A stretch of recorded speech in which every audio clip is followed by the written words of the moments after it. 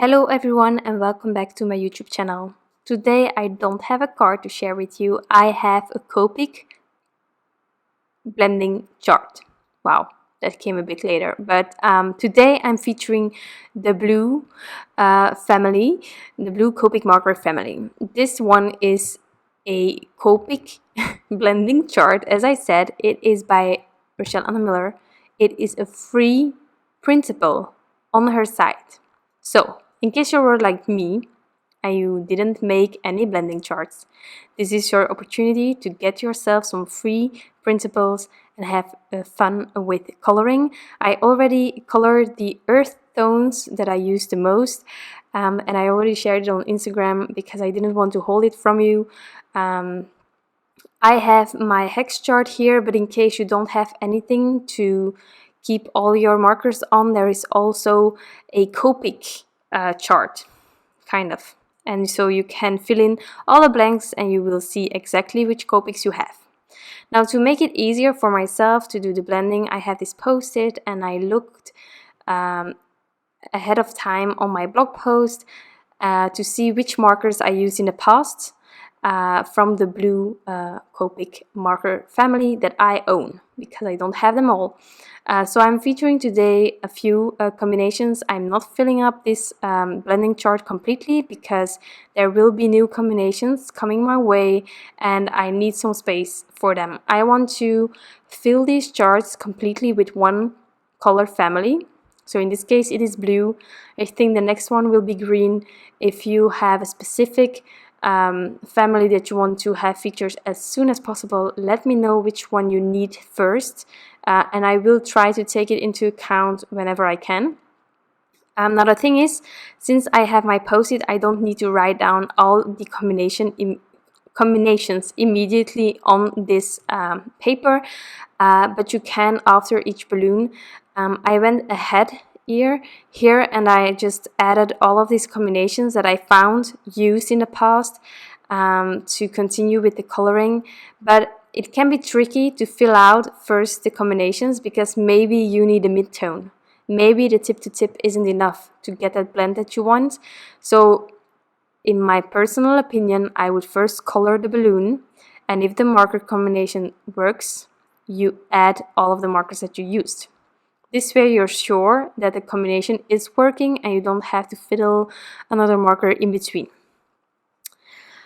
Something that can be really handy is a heat tool, like I'm using here. I have printed this printable on the paper that I color on all the time, so it's Translutai Perfect Coloring Paper. For me that works the best. It gives you some wiggle room. You can add multiple layers. I most of the time need two. But if I'm heavily blending or if I need another layer, I tend to first heat set my paper to let it dry, rest a tiny bit, and then I come back in. Because if you're oversaturating the paper, as you can perhaps have that when you're coloring images for a card, then it's gonna start bleeding. And that's something that we want to avoid also. For this chart you have these balloons. Let's keep them balloons and not any strange form that might happen because of bleeding. So just take your time, heat set in the middle. I must admit that making this Copic blending chart was really therapeutic and I still need tons of them, and I'm going to share tons of them. I'm also going to try to do a bit of maybe real-time coloring. It's really simple, but maybe it can help you. And originally for this chart, I actually did a voiceover while I was filming. And so it was real time, it was immediately done, but there was just too much noise in the back. It was crazy. So all the efforts for nothing. I spoke towards walls and I'm not using it. It's a shame, and it was really fun. Now I wanted to show this cleaner in between. I recently got it to clean my markers with, and I actually tried to clean a few with it and it was genius. Before I used like an alcohol kind of thing from a pharmacy, really cheap as well, not too expensive, but it was really a struggle and I needed to rub kind of quite a lot to get that marker clean. And here with this one it worked really great. I don't know what it is, less liquid, still liquid, but maybe it's a bit thicker. I have no clue. Um, but first, this combination, I had this combination, I found it on Pinterest and it was gorgeous. But as you could see from my B32 to my B37, it was just too much of a gap. And I tried to tip the tip and it was kind of working, but let's be honest, I don't have the patience. So I looked at the other combination where I also used the B37 and there I used B34 in between.